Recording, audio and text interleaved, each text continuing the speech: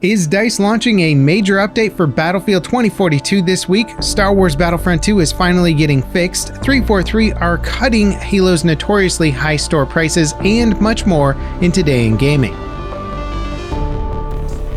Hey guys, Level Cap here, and Battlefield 2042 desperately needs updates as its player base continues to shrink. The good news is the first update of the new year may be launching this week. Senior Design Director at Ripple Effect Studios, Justin Weeb, answered some questions on Twitter last week about the future of 2042's Portal mode. He mentioned an update on Portal's progression system, and those tweets will either be announced or released this week. Right now, players earn normal XP and weapon unlocks in Portal's featured modes. These are the options that you'll find on the Portal home screen built by DICE, but if you make a custom mode, XP earned is capped and weapon unlocks are disabled.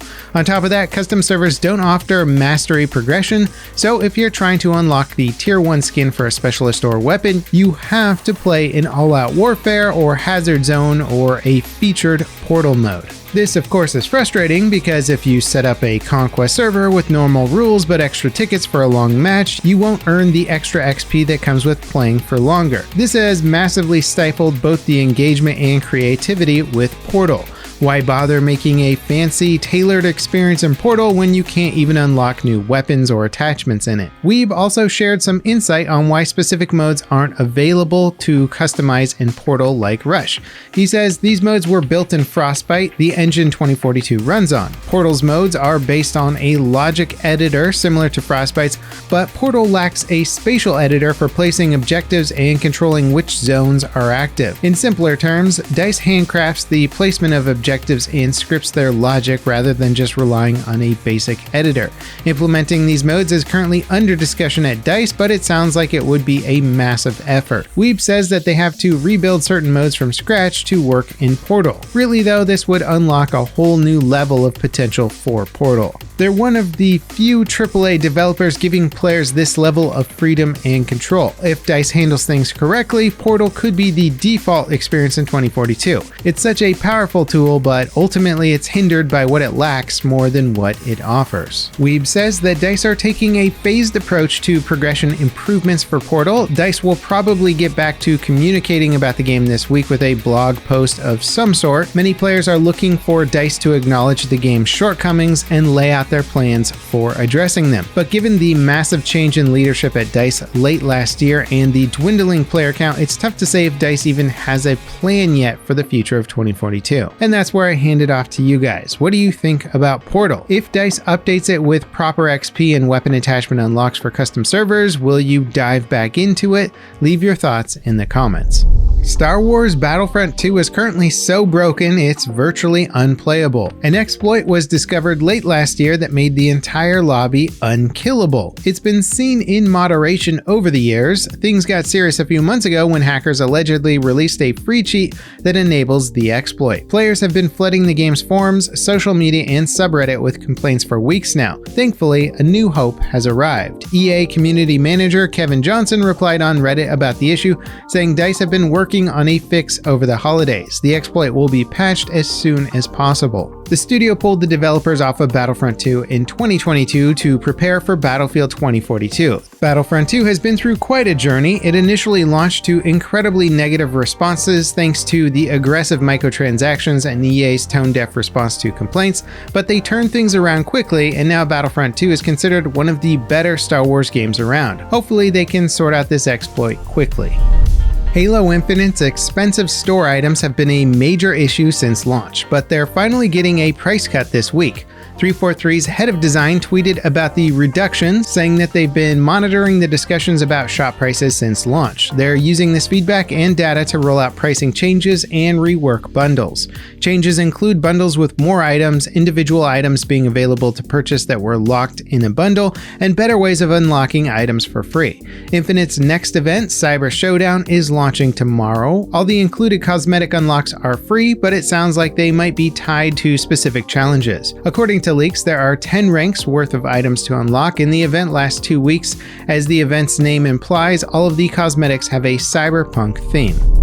Speaking of Cyberpunk, Cyberpunk 2077 quickly faded from the limelight last year as the developers delayed several major updates and DLCs, but we might be on the other side of the content drought. The game is getting the next-gen upgrade that's both a significant technical improvement and a soft relaunch on all platforms. The developers recently delayed this update to early 2022, according to Steam Database, a website that tracks developer database entries on the Steam store.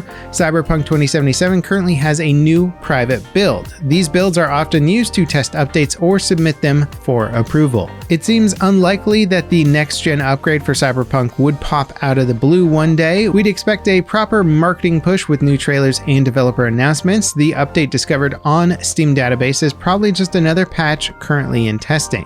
That said, it's entirely possible that they're testing the next-gen upgrade on Steam right now, and an announcement is just around the corner.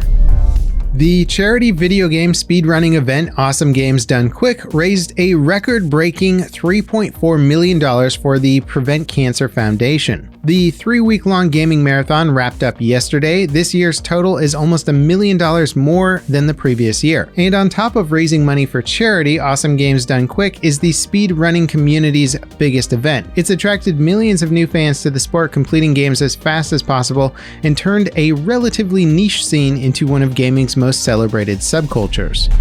PlayStation 3 games may be coming to the PlayStation 5. PS3 titles are slowly creeping onto the current-gen console store. Currently listed titles include games from Dead or Alive and Prince of Persia franchises.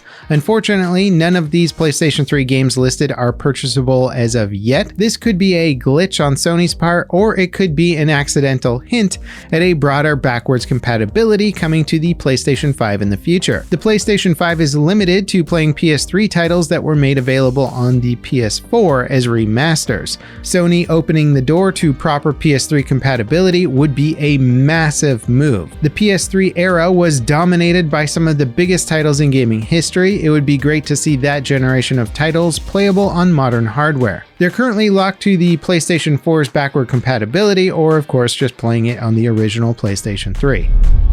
Icarus, the new survival game by DayZ creator Dean Hall, just got a new feature to ease the suffering of its permadeath experience. With the game's original design, not extracting from your mission in time meant that you lost your character and skill progress, but the most recent update for Icarus added early game drops that offer insurance. The insurance will save your character if you get stuck on world when the timer runs out. Icarus's permadeath feature has been a hot topic of debate for players. It was initially unclear that the game was intended to be a permadeath experience. The devs restored 22,000 dead characters in December to make up for the lack of clarity. They're working on future systems and tweaks to make permadeath more nuanced and manageable. Before we get to our final story, I just wanted to say thanks for tuning in. Your support helps us out tremendously. And if you're new around here, subscribe and enable notifications to catch the next episode of Today in Gaming. Intel are dropping a critical DRM solution from their 11th and 12th gen CPUs. SGX is a standard software extension seen in a variety of hardware, but Intel's proprietary implementation has several vulnerabilities, and they are depreciating it to prevent these vulnerabilities from being exploited. The major impact of this decision is that 4K Blu Rays won't work on PCs using these CPUs anymore. This probably isn't a huge deal for most people since most PCs don't even have disk drives anymore. But for some people with slow internet connections, unreliable internet, or prefer the high fidelity video and audio, well, watching Blu-rays is essential.